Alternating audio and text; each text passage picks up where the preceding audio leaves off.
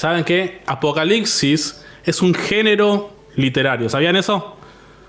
Es un género. Es como los poéticos, que está Salmos. Entonces, Apocalipsis es un género, es una forma de escribir, ¿sí? Que está hablando del futuro. Por eso Apocalipsis es un género literario. Y la pregunta que justo saltó del tema era si hubo otro Apocalipsis de otro personaje bíblico y que tal vez no ingresó a los 66 libros de nuestra Biblia. Pero no sé si alguien pudo investigar o saber de eso. Profesor, ¿Nadie? ¿Sí? ¿Quién habla? yo no sé si estará bien, pero lo que encontré o lo que más o menos eh, es el libro de Daniel, pero no sé si ahora que está fuera del canon, no sé, que él se separa en dos partes y que en la primera es histórica y una segunda es más profética, que muchas cosas que se hablan en Amén. ese libro después se vuelven a aparecer en el Apocalipsis.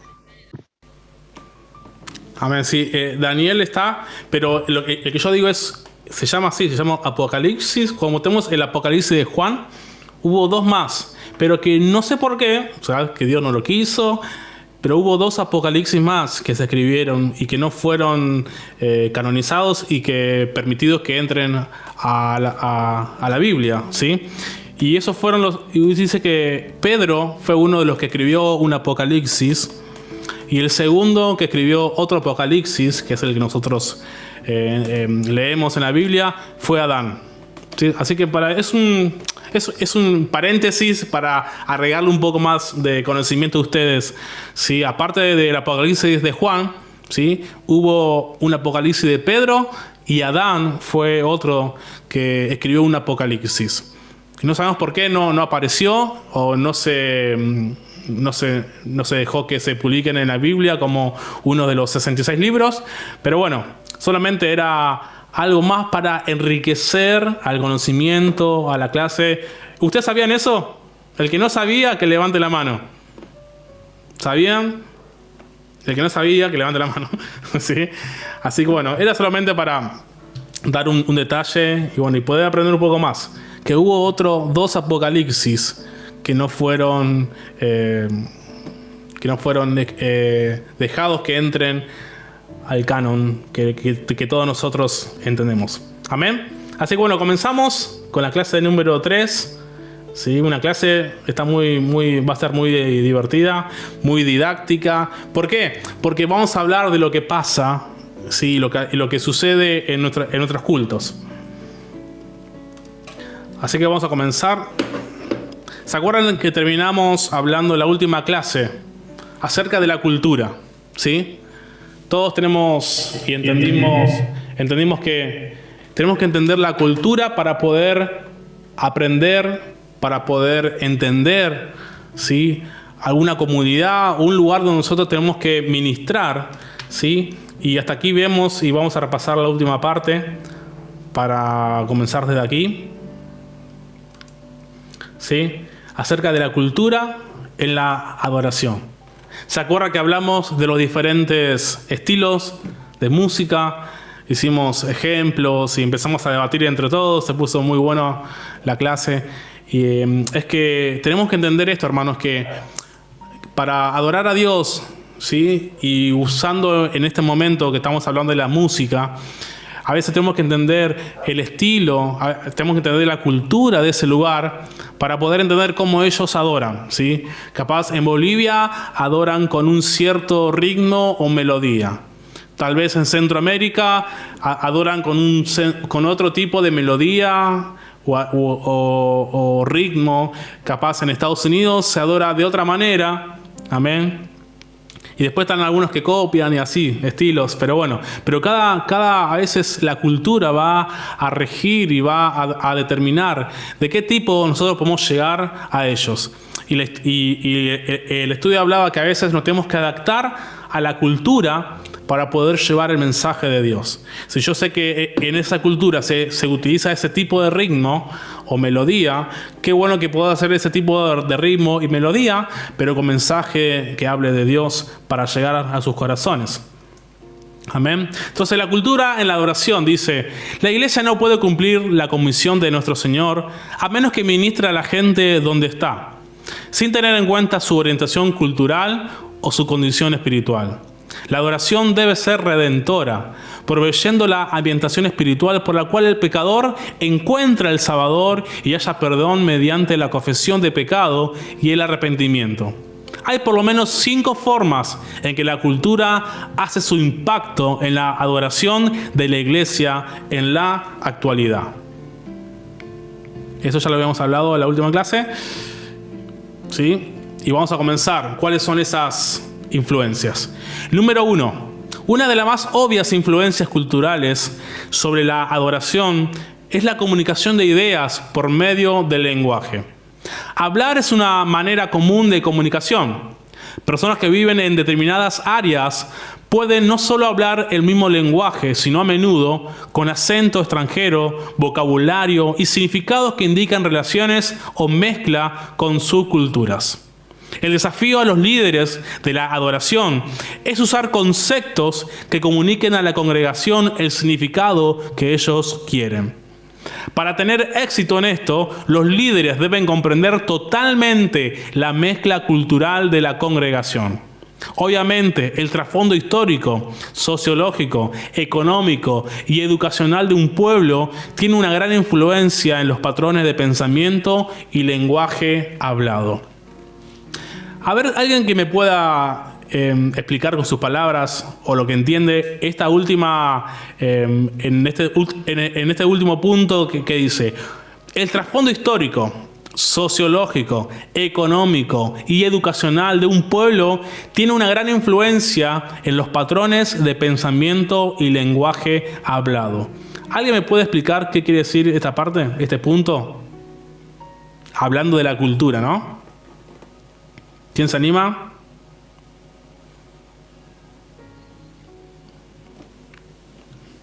Esperamos. Hermano, puede ser, por ejemplo, ¿no? Hablando, por ejemplo, en español, no es lo mismo en España, vamos a decir, en Bolivia, la fonética, cuando usted traduce a griego, los diferentes países van a traducir diferentes, por el idioma, por el fonismo, por la fonética. Por ejemplo, traducimos el inglés al castellano. En el inglés se usa determinado tipo de fonética, traducirlo con el idioma. Capaz que la gente no va a ir a Estados Unidos, este va a Estados Unidos porque se trata su manera de modular la procedencia de su origen. Amén, perfecto. Excelente, hermano Edgar. ¿Alguien más que quiera acotar a alguno? Que dice depende, ¿sí?, del trasfondo histórico, económico, educacional. Va a ser influenciado el pensamiento que estemos dando. Por ejemplo, no sé, dígame alguien otro ejemplo, por ejemplo. Si estamos en una congregación, ¿sí?, tal vez socialmente y económicamente muy humilde, y yo vengo a dar un mensaje, una predicación. ¿A ustedes qué les parece si yo empiezo a usar palabras difíciles, ¿no? Esas palabras que usan los doctores, esas palabras que usan la gente tal vez que tiene otro nivel social y educacional. Si yo me pongo a hablar de esa forma, ¿sí?, a estas personas que tal vez no tienen un cierto lenguaje por la cultura, por la economía, por la sociedad, ¿ustedes van a pensar que me van a entender o no? Va a ser difícil, ¿no? Cuando usamos palabras difíciles o complicadas que ni ellos entienden o qué es lo que me quiso decir Mauri usando esa palabra, ¿sí? Entonces tenemos que tener en cuenta el lugar en donde estemos, ¿sí? Que todo lo que transmitamos, enseñemos, prediquemos, que esté de acuerdo al lugar donde estamos haciendo. ¿Por qué? Porque eso va a influir, ¿sí? Tenemos que entender la sociedad, tenemos que entender el nivel educacional, ¿sí? Tenemos que entender tal vez si son personas muy mayores, si son más jóvenes. Entonces todo va a depender y tenemos que estar atentos, porque no es lo mismo predicar en un lugar donde tal vez son todos doctores, profesionales, y a otro lugar donde tal vez son personas que tal vez apenas pueden leer y escribir, ¿sí? Porque no sabemos a dónde Dios nos va a llevar, o el lugar o el momento. Por eso nosotros tenemos que tener siempre atento a las culturas en donde estemos llevando un mensaje, llevando una palabra, ¿sí? Y llevando sobre todo a las almas a la presencia de Dios. Amén. Punto número 2. Amén. ¿Alguien quiere decir algo? Sí, profe, ¿qué tal? Buenas tardes. Amén. Hola. Dios te bendiga mucho, hermana. Amén, Dios te bendiga, profe. Sí, con relación a esto, también una vez me habían enseñado de que uno se tiene que adecuar a donde va, no solo en la cultura, sino acá mismo. Muchas veces tenemos que salir a barrios muy humildes, como acabo de decir, hay gente grande que quizás no pudo estudiar, entonces si nosotros les llevamos la palabra o cualquier tipo de enseñanza, debemos adecuarnos a ellos y de esa manera ellos pueden aprender y también como una forma de atraerlos. Perfecto, por eso en la vida común, ¿sí? Nos va a tocar poder entender esta parte, ¿sí? Estamos hablando que la cultura va a influir mucho en cuando nosotros queremos transmitir una palabra, un mensaje, y más aún hacerlos que ellos entren en la adoración. Por eso tenemos que discernir, entender el nivel cultural que esté pasando cada momento que estemos ahí. Amén. Punto número 2. Lo que se ha dicho acerca del lenguaje y de la comunicación de ideas puede ser también cierto en cuanto a hábitos y costumbres. ¿Qué quiere decir? Dice, el ambiente tendrá tremenda influencia. Por ejemplo, gente que vive en un lugar alto, solitarias, en las montañas o en lugares predominantes agrícolas tendrán un estilo diferente de aquellos que viven en abigarrados centros industriales o en puertos marítimos, que abunda el comercio internacional. Naturalmente, en una sociedad cambiante donde las culturas se entremezclan, la cultura básica sufre cambios. Algunas veces este cambio sucede por sí mismo, independientemente de esfuerzos especiales para lograrlo, o a veces en forma intencional, cuando personas o grupos como la iglesia hace que se produzca el cambio. Por eso nosotros como iglesia tenemos que generar ese cambio. Amén. Tenemos que amoldarnos a la ciudad, a la cultura, a la nación, entendiendo sus hábitos, sus costumbres, porque la idea es poder llegar a sus vidas, la idea es poder llegar a sus corazones, ¿sí? Y la idea no es sacarle sus costumbres, sacarle sus hábitos, sino que usar esos hábitos y costumbres que ellos naturalmente tienen y ser inteligente y astuto y usar ese medio para entrar con la palabra de Dios y acercarle este evangelio de salvación para sus vidas. Amén. Ciertamente que la ubicación o el lugar condicionan la manera en la que el pueblo piensa y actúa. ¿Escucharon eso? La ubicación o el lugar condiciona la manera en que el pueblo piensa y actúa. Esta situación crea problemas a líderes de iglesia y a pastores que crecieron en una cultura diferente para ajustarse y ministrar efectivamente a aquellos de cultura diferente. Aun cuando ellos hablan el mismo idioma, hay ocultas diferencias y significados en la forma como la gente piensa y reacciona, a la que los líderes de la iglesia deben poner cuidado y ser sensibles. Debido a la cultura de la cual proceden los hermanos, la iglesia puede necesitar planear cultos especiales o actividades para combatir las influencias culturales negativas, tales como festivales no cristianos, carnavales y otros eventos paganos. Lo que aquí nos está diciendo que a veces, si estamos en un lugar, en una ciudad, en una nación, que tienen como costumbre o hábitos, ¿sí? Y acá dice festivales no cristianos, carnavales o eventos paganos, ¿sí? Hacer algo así parecido, usar un día, una festividad, pero para hacer algo para Dios, ¿sí? Llevarlos pero con el mensaje de salvación. Entonces ahí la iglesia se va a tener que amoldar, ¿sí? Y por más que tal vez nosotros tengamos otra cultura y nos toca ir a otro lugar, ¿sí? Nos tenemos que amoldar a esa cultura, ¿sí? Y ser astuto y poder llevar el mensaje de salvación y llevar el mensaje de vida, de esperanza, y que pueda entrar en la adoración, ¿sí? Usando tal vez cierta parte de sus costumbres o hábitos, pero con una dirección distinta, una dirección hacia Dios. Amén. Y ser astuto y poder llegar a sus corazones de una manera tan fácil, ¿sí? Y es por eso que es importante entender, cuando hablamos acerca de la cultura, que Dios nos llamó a que seamos sensibles. A veces no somos sensibles a eso. Y la palabra no llega a los corazones.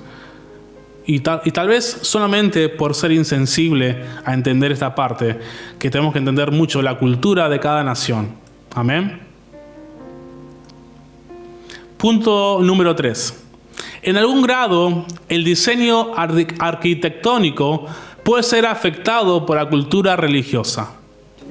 ¿Sí? En algún grado, el diseño, ¿sí?, que está, por ejemplo, construida en la iglesia, puede ser afectado a la cultura religiosa. Por ejemplo, en países donde el trabajo evangélico comenzó como misionero británico, los edificios de la iglesia a menudo reflejan un fuerte estilo anglicano. Puede ser que la parte delantera del templo esté dividida en dos partes con la cruz en el centro. Diferencias teológicas concernientes al diseño del templo pueden no ser totalmente entendidas, aceptadas o hacer una diferencia significativa a los miembros de la iglesia. Los principales cultos de adoración serán usualmente más formales y objetivos. Esto es, centrado en Dios, con un fuerte énfasis en la trascendencia de Dios. Y aquí yo voy a mostrar una foto que busqué. Por ejemplo, y aquí está hablando que la arquitectura, a veces de la cultura, nos pueden poner en contra de las costumbres religiosas. Por ejemplo, dice que en las iglesias de este estilo llevaban una cruz, ¿sí? Y hoy en día nosotros en nuestra cultura no tenemos esa como costumbre, hablando de los evangélicos, ¿no?, de tener una cruz en nuestras iglesias. Pero, por ejemplo, en estas culturas era como algo común. Entonces, muchos, dice, de los misioneros que tenían que ir a predicar y se encontraban con estas iglesias y ellos tenían que predicar la palabra de Dios y se encontraban con una cruz, con cosas que pareciera que chocaban con su cultura, pero ellos tenían que entender que era parte del hábito o de la cultura de esa nación. Por eso ellos tenían que entender el lugar donde estaban para poder predicarle y llevar el mensaje de Jesús a todas esas almas. Entonces, este es un ejemplo también un poco más claro de las culturas. Dice que la iglesia es construida bajo la influencia de las juntas de misiones norteamericanas. Usualmente reflejan la arquitectura de la iglesia de gobierno congregacional de los Estados Unidos de Norteamérica. La adoración es generalmente menos formal y más subjetiva. Esto es de naturaleza centrada en las personas. El número de personas asistentes es considerado extremadamente importante debido al énfasis prevaleciente en evangelización. O sea, la cantidad de personas eran muchas personas, ¿sí?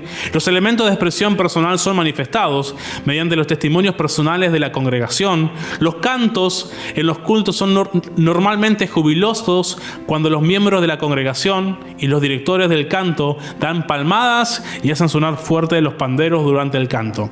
Estos son puntos, ¿sí?, y características de este estilo de iglesias, que cómo ellos se manifiestan y dan su culto. Y nosotros hasta el día de hoy hacemos algo parecido. Dice que mediante testimonios personales en la congregación son manifestados, ¿sí? Y hasta el día de hoy muchos hermanos en la iglesia siguen ese mismo hábito, ¿no?, de pasar adelante y dar gracias a Dios por algo que me pasó en la semana. Y eso hace que motiva a los que están oyendo, o tal vez a las personas que vienen por primer lugar, por primera vez. Entonces vemos aquí cómo cómo esta forma que ellos tenían, en cierta forma nuestra historia, nuestra liturgia en los cultos está un poco asimilada a este tipo, amén, de forma. Luego dice, número 4, la cultura se refleja también en los programas para ocasiones especiales del año. Dice así, esta influencia se ve especialmente en las épocas de Navidad, Semana Santa, en las cosechas, así como también en las cruzadas de evangelización. Incluso en los bautismos y la Cena del Señor se refleja la influencia de la cultura, como también en las bodas y en los funerales. Dice que la adoración, la alabanza, está influenciada y usan, ¿sí?, las épocas especiales diferentes, depende de las culturas. Por ejemplo, en Estados Unidos, y aún vamos a ver, por ejemplo, en iglesias cristianas evangélicas que todavía, que ellos siempre celebran Navidad y ponen el árbol de Navidad. Y ¿saben qué? Para ellos esa es su cultura. Muchos hermanos o pastores tal vez le quisieron enseñar o explicar, y lo que ellos decían, que eso es una parte, una cultura de ellos, ¿sí? Entonces a veces es un poco medio complejo, ¿sí? Porque dice que es una cultura nada más, es un hábito que ellos tenían, que ellos tienen. Entonces dice acá la historia y el estudio que muchas veces usan partes, ¿sí?, de épocas del año que son significativas para llevar un mensaje de salvación. Por ejemplo, en Navidad, no sé, hacen una obra de teatro del pesebre, de Jesús, y bueno, y pueden hablar de Jesús que vino a este mundo, ¿sí?, por cada uno de ustedes. Luego en las Pascuas, ¿sí?, hacen una representación tal vez de la crucifixión, amén, siempre llevándolos, ¿sí?, con un mensaje de salvación. Entonces, aprovechan cada punto, aprovechan cada fecha que esa cultura tienen como propias para expresar, para evangelizar y llevar el mensaje de salvación. También dice que hasta en los funerales, ¿sí?, ellos cantan canciones, adoran a Dios. Y tal vez es una parte de la cultura de muchos países. Tal vez en nuestro país tal vez no es tan cultural cantar en un funeral, ¿no?, o en un velorio. Por eso a veces tenemos que entender que cada cultura, ¿sí?, que cada país tiene sus formas. Y nosotros nos tenemos que adaptar, ¿sí?, y siempre con el mismo énfasis, con la misma dirección, ¿sí?, de llevar a Jesús a sus corazones, de llevar la adoración, ¿sí?, tal vez usando algo que pasó o un pretexto, tal vez, como quien dice, pero nosotros entendemos bien que esa dirección va directamente para hablarles, para enseñarles de Dios. Entonces, la cultura, una vez más, si se hace presente, y más aún en la adoración, ¿sí?, que cada uno y que cada pueblo pueda estar teniendo. Hasta en las bodas y en los funerales, como decía esta parte. Número 5. El concepto de liderazgo pastoral tiene aspectos propios de la cultura y de lo específicamente teológico. En las iglesias que enfatizan el sacerdocio de los creyentes, los pastores y ministros reconocen la valiosa contribución que los miembros pueden hacer durante la adoración, así como en otros ministerios de la congregación. La cultura nos aparta muchas características que contribuyen positivamente a nuestro modo único de ser. También la cultura tiene potencial negativo que puede destruir nuestra habilidad de adorar de manera efectiva. Una vez más, también la cultura tiene potencial negativo que puede destruir nuestra habilidad de adorar de una manera efectiva. Un repaso de lo más trascendente del capítulo puede ser valioso para ayudar a ver la diferencia, ¿sí? Tenemos que entender que el concepto, ¿sí?, de líder pastoral o líder de ministerios, ¿sí?, tenemos que entender la cultura, porque si no atendemos a eso, la cultura va a ser un potencial negativo y va a destruir nuestra habilidad de adorar. En vez de hacer que ellos adoren, que ellos busquen de Dios, al no entender su cultura, lo que estamos haciendo es algo negativo en ellos.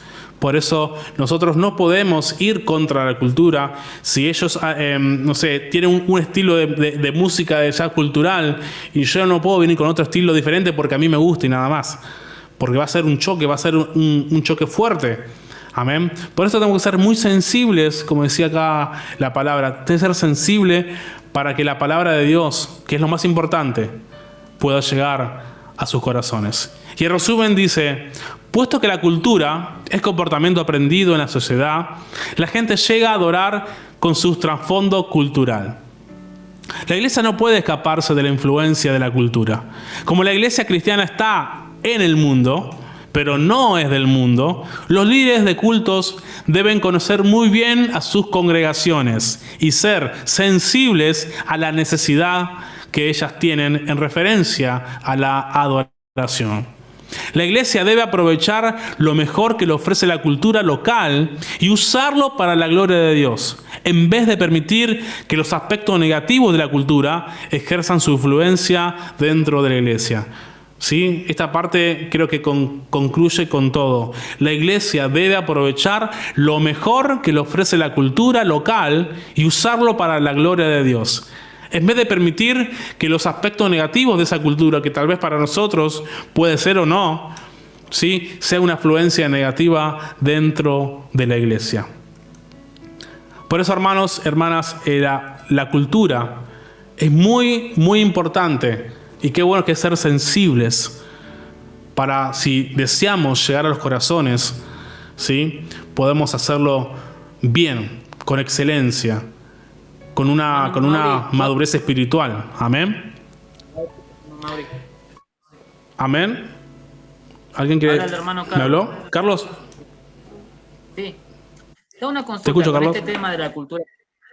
Con el tema de la cultura que estamos viendo ahora. Amén. Mira, justo usted tocó el tema de, por ejemplo, Navidad, ¿no? El tema es que, por ejemplo, a nosotros nos enseñan en la congregación o nuestros pastores o quienes son nuestros líderes una visión de lo que es Navidad, ¿no? Amén. ¿Qué significa para unas personas, como usted dice, como cultura? ¿Y qué significa en realidad a lo que se le adora en Navidad? Tal cual. Dos maneras diferentes de verlos, ¿no? Amén. Entonces, por eso... sí, te escucho. Entonces, por ejemplo, en Estados Unidos, el pastor presidente, por ejemplo, él acepta esa cultura, como usted dice, y la usa para evangelizar. Amén. Entonces, y por ejemplo en nuestra congregación, es como que nos hablan diciendo como que está mal. Entonces ahí está como una confusión, diciendo ¿cómo? Si allá arriba lo aceptan y acá no. ¿Por qué? Es muy buena pregunta. Romina, ¿quiere decir algo? ¿Que se destildó? Sí, perdón. Justamente, bueno, yo voy a la misma iglesia que el hermano. ¿Sí? ¿Van juntos? Y volvemos a este resumen que vos acabas de dar, ¿no? Que la iglesia tiene que aprovechar lo mejor de esa cultura. Quizá nosotros, en nuestro caso, lo único que se hace es enfatizar sobre lo negativo y se centra todo el tema de la Navidad en el arbolito y la decoración, ¿no? Sí. Y en cambio, ya viene por ahí en Estados Unidos, pone el arbolito, pero se centra más en tratar de predicar que Jesús nació, que es nuestro Salvador, enfocarse en lo positivo. Usan lo cultural, que a la gente por ahí le llama la atención, ¿no? Todas las decoraciones, todas esas cosas, pero es como que priorizan el mensaje. No están enfocados, vamos a adorar el arbolito. En cambio, nosotros por ahí Exactamente. lo tenemos como lo negativo, pero no aprovechamos esa oportunidad para predicar o dar un mensaje o hablar del Salvador. Estamos como en el extremo también. Exactamente, y yo creo que este punto habla acerca de eso. Porque siempre, como cuando llega diciembre, sale siempre como quien diría, ¿cómo sería la palabra? Este debate, ¿no? Que sí, que no, que no, que sí, que no, que no. Y la verdad que, el obispo presidente habló acerca de esto y dijo esto especialmente, que él usa la cultura de ese lugar y que no se centra tal vez en lo negativo, sino que lo usa para poder predicar y llegar a otras personas y no ser chocantes, ¿sí? Entonces son formas de ver la cultura y poder predicarle y llegar a eso. Y yo creo que, bueno, si bien nosotros entendemos el trasfondo, ¿sí?, de lo que significa y lo que conlleva, ¿no? Y después está en cada uno de nosotros si lo queremos, por ejemplo, armar el arbolito en casa o no, ¿no? Pero nosotros entendemos el porqué. Así como hay un montón de cosas que hacemos que su trasfondo no son muy santos y lo hacemos igual, ¿sí? Por ejemplo, dice que el tomar mate era una costumbre de las brujas que se pasaban el hechizo o lo que hacían, de los brujos pasaban el mate y bueno, de ahí viene el mate, pero no por eso vamos a dejar de tomar mate, ¿no?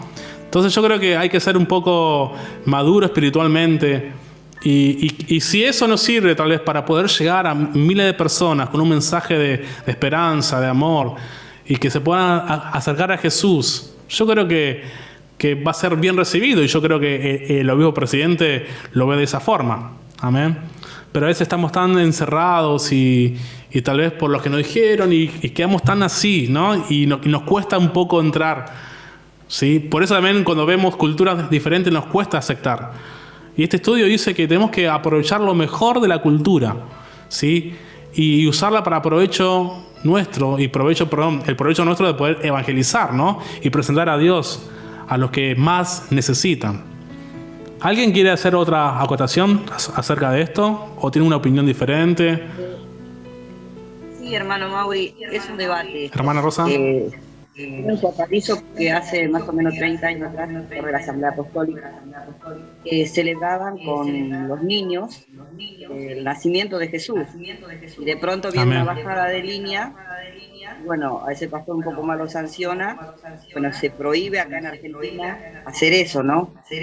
Y bueno, pero los niños, yo recuerdo que estaban con los padres, y eran como que, o sea, no eran que adoraban eso, sino que cobraban algo importante para eso. Se enfocaban los niños más, era como que aprendían más lo que era Jesús. Y después, bueno, creo que en este país, no sé, por ahí son diferentes, como decía, cultura. O se deberían poner de acuerdo qué es lo que sí puede, se puede y lo que no se puede, porque también aquí entra un tema, es decir, por cultura se puede tomar sidra, no se puede tomar vino, no se puede tomar. Son diferentes culturas, entonces, ¿cómo lo manejamos a eso? Uno se sujeta a cada pastor, obviamente, ¿no? Pero bueno, yo creo que es un punto de vista que es un debate muy grande, como ese que se da todos los fines de año, y es un debate. Si se puede, no se puede. Si se puede, no se puede. ¿No? Sería bueno porque acá en Argentina el arbolito de Navidad es algo muy común en nuestro país. Celebran los católicos, he trabajado con gente católica y es la celebración más grande que hay en Argentina. Entonces no habría una diferencia de Estados Unidos a Argentina en ese sentido, ¿no? Eso es lo que yo reduzco, ¿no? ¿Cuál sería la diferencia, no? Porque si la cultura argentina es, los católicos adoran, y yo he trabajado con gente, me ha permitido conocer gente de alto rango, de catolicismo, aún predicándoles el nombre yo, y me ha dicho, sí, bueno, pero esto es una tradición de los antepasados que empezó, bueno, no sé de qué año, no me explican, se celebra acá en Argentina como se celebra en todo el mundo. Amén. Entonces, por eso. Aparte, este celebramiento es en todo el mundo. Es increíble. Sí, ¿verdad?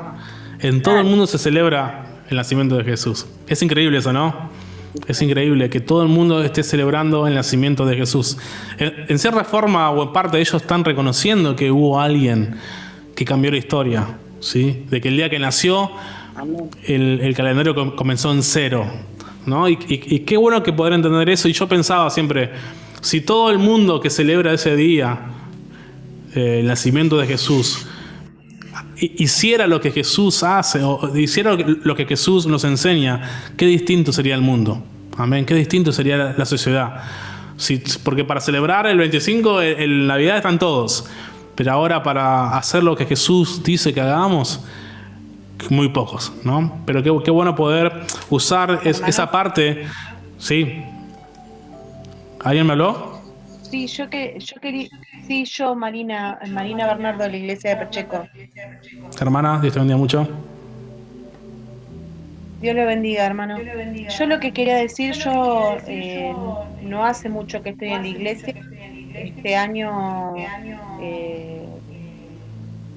si no me equivoco, es el cuarto año que estoy, en diciembre cumplo.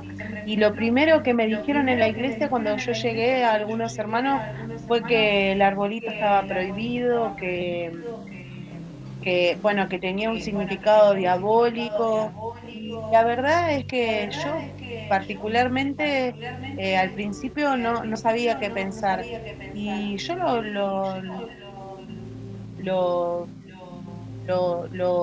oré y lo hablé con Dios, y yo pensé, yo tengo una hija que tiene 13 años y nosotras dos llegamos a la iglesia. Y digo, era mucho cambio para que todos los años tuviera un arbolito de Navidad a que directamente no tuviera nada. Yo creo que Amén. a veces acá no utilizamos lo positivo, porque para mí es más importante, el arbolito es simbólico. Y yo creo que si lo utilizáramos como se utiliza en otras partes del mundo, lo primero que me dijeron a mí fue eso, y yo pude ver un hermano del pastor Páez, que estaba en ese año que yo entré en la iglesia, que estaba en un árbol gigante. La hermana que me lo dijo, le digo, mira, si el pastor que estuvo acá, que fue cuando yo fui a la primera fiesta de la amistad, él está con un árbol de Navidad y nadie lo está condenando por eso. Después de eso yo dije, yo no lo voy a hacer, no lo voy a adorar al árbol. Sí, la idea es adorar a Dios, ¿no? A Jesús, pero no voy a sacar todo de mi vida, porque Dios va a ir sacando lo que Él quiera sacar. Y bueno, nosotros hasta este año pasado lo armamos al arbolito, y la verdad que no lo adoramos al árbol, y no creo que venga del diablo. Por ahí tendrá otro significado, pero para mi familia, o sea, para mi hija y para mí es importante armarlo porque es un momento juntas, compartirlo, más que todo es más simbólico, y es algo que hacemos en familia. Y me parece a veces que no usamos esas cosas positivas acá, sino que siempre estamos apuntando con el dedo y criticando algo que por ahí podría ser diferente, por ahí en vez de decir lo negativo, es decir algo más positivo. Yo, ahora que usted lo dijo, yo me acordé de eso, y bueno, por eso lo quería compartir. Perdón. Amén, hermana. Hermoso testimonio. Gracias. Amén. ¿Ustedes qué piensan? ¿Alguien que quiera acotar algo más?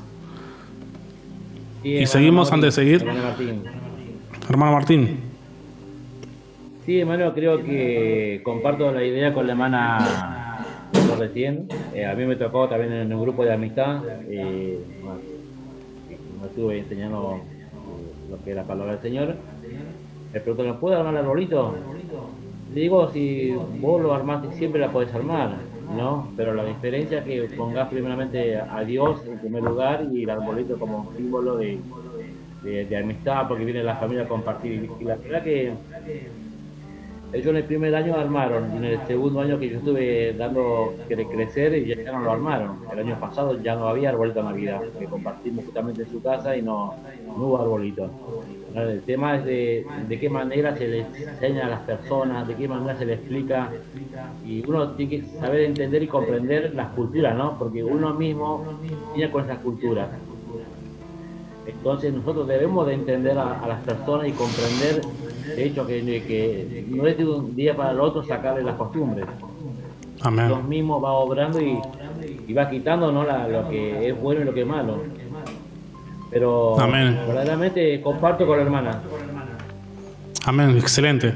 Y yo creo que, como decía nuestra hermana Rosa, qué bueno que nos pongamos todos de acuerdo con un solo mismo pensar, amén, y que hagamos todo una misma cosa, para que no haya, como decía nuestra hermana, ¿no? Pero ¿por qué? ¿Por qué el pastor armó? A mí me dijeron que no. Y eso creo que hace mal a la iglesia. Que haya esas encontronazos, que sí, que no, que nos pongamos de acuerdo, ¿sí? Bíblicamente o con una enseñanza. Pero bueno, ¿qué tal si podemos orar a Dios y pedir, ¿no? Para que Dios esté obrando en los que las personas que tienen que obrar, para que se hable una misma cosa y se enseñe una misma cosa. Amén. Pero acá lo que el estudio nos está hablando, está dando tal vez un pulgar arriba, que estamos entendiendo la cultura. Y una vez más dice, la iglesia debe aprovechar lo mejor que le ofrece la cultura local y usarlo para la gloria de Dios, en vez de permitir que los aspectos negativos de esa cultura ejerzan su influencia dentro de la iglesia.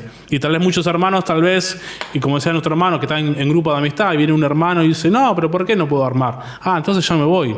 No sé, puede poner cualquier excusa. O es una excusa o es un motivo para que tal vez su esposo que no congrega tal vez se revele más o no quiera llegar a los pies de Cristo, tal vez por una simple armar un arbolito. Por eso creo que tenemos que ser sabios y entender con madurez todos estos puntos. Amén. ¿Seguimos? Amén. ¿El recreo a qué hora venía, hermano Emanuel? -10. -10, perfecto. Entonces seguimos. ¿Alguna pregunta hasta acá? Porque acá terminamos la parte cultural. Vamos a comenzar a otro tema ahora. ¿Alguien quiere hacer un comentario más? ¿Una idea, un pensamiento? A mí me gusta escucharlo a todos. ¿Sí? Saber que están ahí y que la clase la hacemos entre todos. ¿Seguimos? ¿Quieren adelantar el recreo? No hay problema. ¿Cómo? Si quieren adelantar el recreo, no hay problema. Sí, hermano Mauri. ¿Cómo, hermano? ¿Que sigamos? Sí, perfecto. Hermano Martín. Y bueno, esta persona se bautizó el año pasado, el 26 de diciembre. Que él tenía excusa, ¿no? del arbolito de Navidad y se bautizó el año pasado. Y el año pasado, ya como le comenté recién, que no empezó él a ver que puso primeramente a Dios. Y después, bueno, empezó a ver las otras cosas, ¿no? Cuando él venía a mi casa también, que, bueno, compartíamos mucho el tema de la palabra y a su debido momento Dios fue obrando en su vida y fue sacando esas cosas. Así que hoy participa en la iglesia, está activo en la iglesia, está en el MIT y la verdad que está bastante activo este hermano, para la gloria de Dios, que era una persona muy introvertida y muy cerrada, que le costaba dejar la costumbre, pero esto me enseñó mi padre, esto mis abuelos y hasta el día de hoy, hasta el día del año pasado, el 26 de diciembre, se bautizó. Y para mí es un honor porque reconocer primeramente a Dios y después la cultura es algo muy lindo. Amén. Excelente testimonio, hermano. Cómo Dios obra, ¿no? Cómo Dios cambia y hace como Él quiere. A veces nosotros pensamos de una forma, pero Dios tiene todo bajo su control. ¿Alguna hermana más quería hablar? Amén, amén. Sí, hermano Mauri, yo quería decir que a acotación de lo que dijo la hermana, que cuando uno llega a Dios, no sé quién le dijo que prohíben. Yo, o sea, hace casi 40 años que conocí al Señor Jesucristo y cuando yo entré, a mí me dijeron que Cristo me amaba, pero jamás me dijeron, creo que hay testimonios de que una hermana, por ejemplo, le dice, bueno, ponete el velo de trepo a una hermana, y se fue esa hermana y nunca más volvió hasta que le costó muchos años a esa hermana volverla a traer a la iglesia. Entonces creo que a veces tenemos que tener mucho cuidado de que esto no se puede, porque Dios es que va transformando a la persona, a medida que va escuchando la palabra. No hay necesidad de decirle tenés que sacar esto, se prohíbe el otro. Dios no prohíbe nada. Con la palabra nos va enseñando el Señor. Eso quería acotar lo que decía la hermana, la Mauri. Amén, perfecto. Así también como la vestimenta, amén. A veces viene una persona por primera vez y dice, no, así no te puede vestir, que esto, que el otro. Y lo que hacemos es echarla, es que se escandalice y se vaya. Por eso hay que ser tan sensibles, hermanos. Y más en estos tiempos, amén. Para poder predicar, para poder enseñar y hablarle de Dios, y que una vez que Dios está en el corazón va a empezar a obrar. Pero a veces somos tan ortodoxos, fariseos, a veces, ¿no? Que no, ¿cómo vas a venir a la iglesia así vestida? Y tal vez era la primera o segunda vez que vino a la iglesia y esas cosas creo que tenemos que aprender ya, ¿no? Y poder madurar en esos aspectos, ¿sí? ¿Alguien más quiere acotar algo? ¿Algo más? Yo quería Sí, hermana. acotar algo. ¿Quién habla? Adriana Flores. Adriana, Dios te bendiga mucho. Amén. Dios la bendiga. Estaba escuchando y yo decía entre mí que también tiene todo por revelación. Amén. Es así. Dios es el que revela, Dios es el que muestra su tiempo. Amén. Y eso es un buen concepto. Dios es el que revela todas las cosas. Amén. Hermana Patricia, ¿también querías hablar? Sí, no, Dios te bendiga.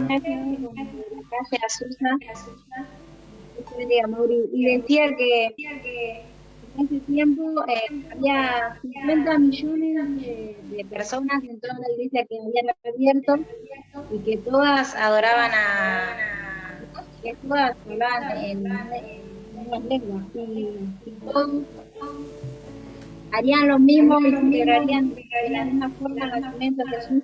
En un tiempo que celebró y eran 50 millones de personas hablando en el Espíritu de Dios y todos podrían pensar y decir y entender por ahí tanto decir del arbolito, sino vale ser 50 millones de personas que celebremos el nacimiento de Jesús. Amén. Por eso, como decíamos, qué lindo sería que todo el mundo que celebra, ¿sí?, supuestamente el 25 de diciembre pudiera entender y hacer caso a las palabras de Jesús. Qué distinto sería todo, qué distinto sería el mundo, la sociedad. Habría paz, no habría guerra. Amén. Y a veces, por eso tenemos que usar tal vez esos momentos que la gente está sensible, ¿sí?, donde se puede hablar de este nacimiento y poder llegar a sus corazones. Amén. Y no ponerle trabas, sino ponerles provisiones, sino ponerle, no, que esto no, porque parecemos como si fuéramos, no sé, una secta, no sé, religiosa. Y la verdad que el evangelio no es religión, ¿sí? Es una relación con Dios. Eso es lo diferente de nuestro caminar cristiano. Amén. Así que bueno, comenzamos el siguiente punto, ¿sí? Y vamos a estar hablando acerca de los elementos que hay. ¿Me escuchan? Amén. Vamos a estar hablando de los elementos que se encuentran en nuestros cultos de adoración. ¿Cuántos tienen cultos presenciales? Amén, gloria a Dios. Amén. Son bendecidos. Nosotros tenemos. Amén. Son bendecidos. ¿Saben cuántas iglesias aún no pueden tener sus cultos presenciales?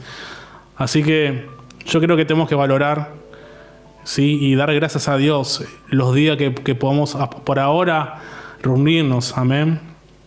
De una forma consciente, cuidándonos. Amén. Porque no hay nada más hermoso que estar todos juntos en armonía, alabando y adorando a Dios. Amén. Por eso aquellos que tenemos la posibilidad de aún de tener nuestros cultos presenciales, ¿sí?, y sobre esto vamos a hablar hoy. Sí, aquellos que todavía no lo tienen, ya para el día que Dios permita que estemos de una forma presencial, creo que esta palabra va a ser de bendición para todos. Amén. Dice así: adorar involucra la mente, el corazón y la voluntad. Por esto, partes de la adoración se expresa por medio del diálogo como forma de la comunicación con Dios. Amén. Se expresa como forma de la comunicación con Dios. Así, al mismo tiempo, Las emociones de la gente son movidas a la decisión y a la acción. Al analizar qué pasa en la actualidad durante la adoración y cómo esto sucede, encontramos 6 elementos muy importantes. ¿Sí? En nuestro culto de alabanza y adoración vamos a ver 6 elementos importantes que tenemos que distinguirlo, que tenemos que saber para rendir un culto de alabanza cada día más excelente a nuestro Dios. Punto número 1. Alabanza y adoración. La adoración incluye la contemplación y veneración de Dios tal cual es en sí mismo, como decimos siempre. Le alabamos a Dios, le exaltamos a Dios por lo que Él es. Amén.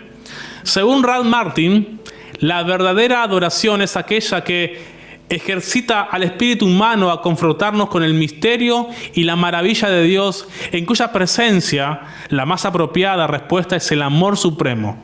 Nuestro acercamiento a Dios sobre todas las cosas para adorarle. La alabanza está dirigida hacia las manifestaciones externas de la adoración por parte de los que adoran.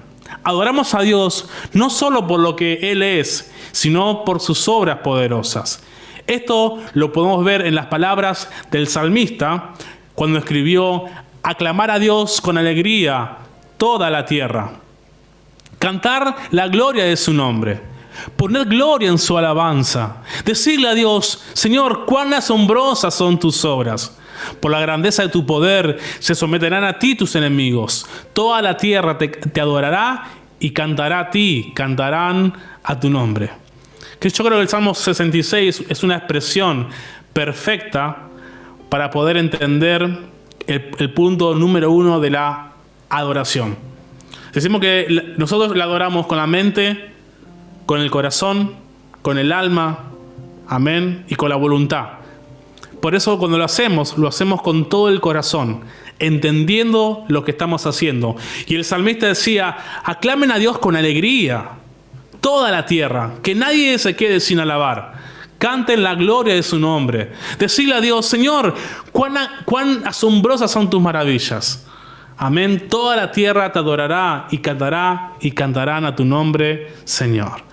Amén. Punto número 1. Entender, ¿sí?, que alabamos a Dios por lo que Él es y por todas sus grandezas, bendiciones, ¿sí? Y que toda la tierra y que toda la iglesia y toda la congregación tiene que adorar y alabar a nuestro gran Dios. Amén. Ese es el punto número 1 para entender y comenzar nuestro culto de alabanza y adoración.